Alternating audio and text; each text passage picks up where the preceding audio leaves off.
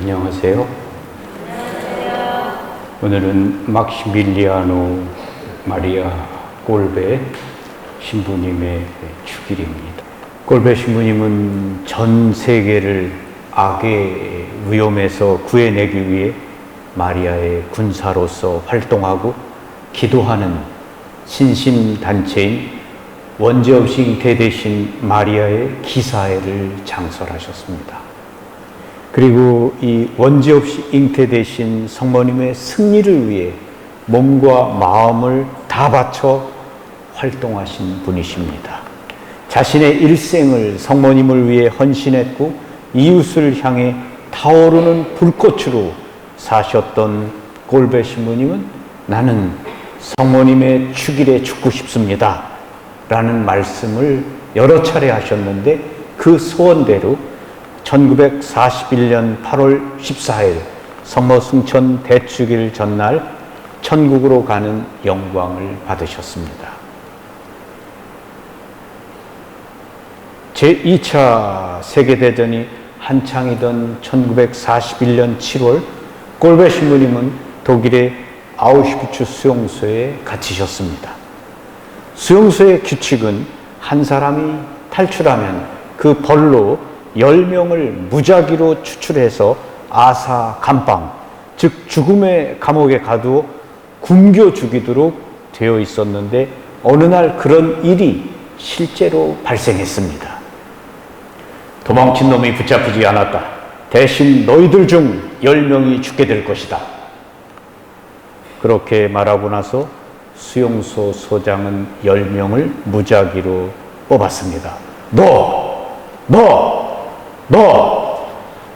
그런데 그렇게 뽑힌 10사람 가운데 한 사람인 프란치스코 가조브니 체크가 자신은 아내와 가족들이 있으니 제발 살려달라고 애원했습니다.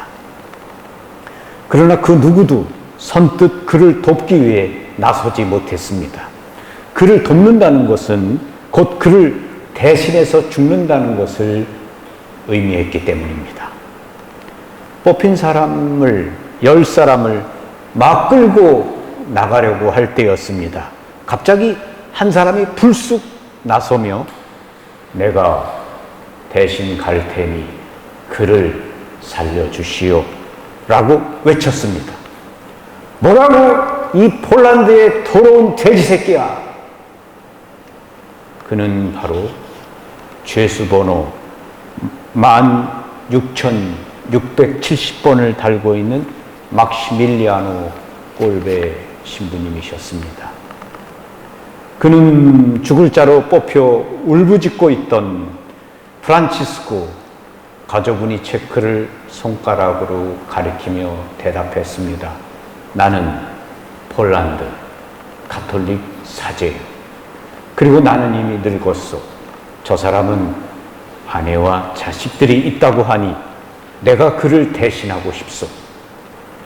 수용소 소장은 놀라서 잠시 동안 말이 없다가 프란치스코 가조브니 체크를 풀어주고 대신 꼴베 신부님을 다른 사람들과 함께 끌고 갔습니다.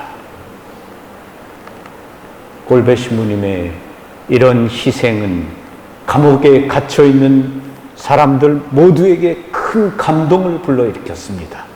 수용소 안에서는 이웃에 대한 사랑을 거의 볼 수 없었기 때문입니다. 감옥에 있는 사람들은 빵 한 조각 때문에 정말 죽어가는 상황이기 때문에 그 빵 한 조각도 다른 사람에게 주지 않았습니다. 그런데 꼴베 신부님은 잘 알지도 못하는 한 사람의 생명을 구하기 위해 자신의 생명을 온전히 내어주었던 것입니다. 튤립꽃처럼 바싹 말려 죽여버리겠다. 그리고 그들을 끌고 갔습니다. 꼴베 신부님이 갇힌 그 감옥은 신부님이 들어가기 전까지 그곳에는 저주와 죽는 마지막 순간까지 그 울부짖고 정말 저주하면서 증오하면서 미워하면서 죽어왔던 그런 방입니다. 그곳에 갇힌 죄수들은 바싹 말려서 죽는 것이기 때문에 빛 하나 들어오지 않는 깜깜한 곳에서, 그곳에서 물 한 모금 마시지 못하고 그냥 바싹 굶어 죽어가는 것이기 때문에 극도로 비참하고 공포스럽고 처참한 거죠. 그래서 그곳에 갇힌 사람들이 할 수 있는 것은 자기를 그곳에 가둔 사람을 향한 온갖 저주, 그것을 퍼붓는 겁니다. 그리고 죽어가는 거죠. 그런데 꼴배 신부님이 갇히는 그 순간, 그것은 이 세상에서 가장 아름다운 성모 마리아의 제풀, 경당이 된 겁니다. 꼴배 신부님과 함께 갇힌 9사람들은 그곳에서 꼴배 신부님과 함께 어린 시절 할머니와 같이, 엄마랑 같이 불렀던 성모님의 성가를 부르면서, 물론 폴란드 분들이니까 쟁스토바의 성모님, 폴란드의 여왕이신 성모 마리아께 기도하셨겠죠. 검은 마돈나께. 그리고 그분께 바치는 성가를 불렀을 겁니다. 그리고 그곳에서 로사리오 기도를 끊임없이 바치셨습니다. 모두들 성자처럼 거룩하게 죽어갔습니다. 아무도 욕하거나 저주하지 않았습니다. 꼴배 신부님의 품 안에서 9사람이 거룩하게 죽었습니다. 9사람이 모두 죽을 때까지 꼴배 신부님은 살아 있었습니다. 그리고 8월 14일 성모 승천 대축일에 저녁 종소리가 울려 퍼질 때 게슈타포, 나치 SS 친위대원이 그 방에 들어가서 그때까지 살아있던 꼴배 신부님의 팔에 독극물 주사를 넣었습니다. 그리고 신부님이 그곳에서 성모님의 품에 안겼습니다. 신부님은 성모 승천 대축일 전에 그렇게 죽으시고 아우슈비츠에서 밤낮 없이 타오르며 시체를 태우는 화로들 가운데 하나로 옮겨졌습니다. 그리고 그곳에서 굴뚝의 시커먼 연기가 되어서 성모님의 품 안에 안기셨습니다. 거룩한 한 사람, 거룩한 사람, 그 사람이 세상을 구원하는 사람입니다.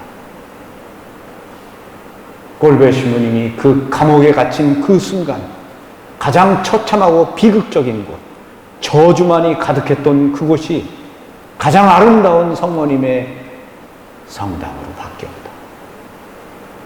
그리고 그곳에서 그들은 품위 있게 마지막 죽는 순간까지 인간으로서의 품위를 지키면서 죽어갔다. 성자의 품 안에서. 우리들 한 사람 한 사람이 보다 더 거룩해져야 되는 이유입니다. 성모님은 우리들이 거룩한 사람이 되기를 바라시죠. 꼴배 신부님의 사랑과 순교는 우연히 일어난 일이 결코 아닙니다. 그것은 원지 없이 잉태되신 성모님께 대한 오랜 봉헌의 의지로 만들어진 것이며, 어린 시절에 성모님께 약속한 것을 지켜내고자 한 의지의 결정체였습니다. 어린 시절 성모님께서 한 손에는 하얀 장미관을, 다른 손에는 붉은 장미관을 들고 성인에게 나타나셨습니다. 그때 어떤 것을 원하느냐? 성인은 두 개 다 원한다고 하셨습니다. 성인은 순결의 하얀 관과 순교의 붉은 관을, 두 개의 관을 다 쓰셨습니다. 남을 위해 죽을 수 있는 사랑, 이것은 신앙인으로서 가질 수 있는 가장 신성한 것이지만 한 사람의 행복 추구의 견지에서 본다면 이보다 더 어리석은 행동은 없을 것입니다. 그러나 꼴배 신부님은 당신의 살과 피를 내어주시는 예수님과 일치하여 그분의 뜻에 따라 자기 자신을 희생하는 사랑의 길을 기쁘게 선택함으로써 성모님께 봉헌하고자 한 자신의 삶을 가장 아름답고 완전하게 마무리하셨습니다. 우리 모두도 꼴배 신부님의 이 온전한 성모님께 대한 봉헌의 삶을 바라보면서 우리도 성모님께 봉헌하고 좀 더 거룩한 사람이 되고자 합시다. 아멘. 고맙습니다.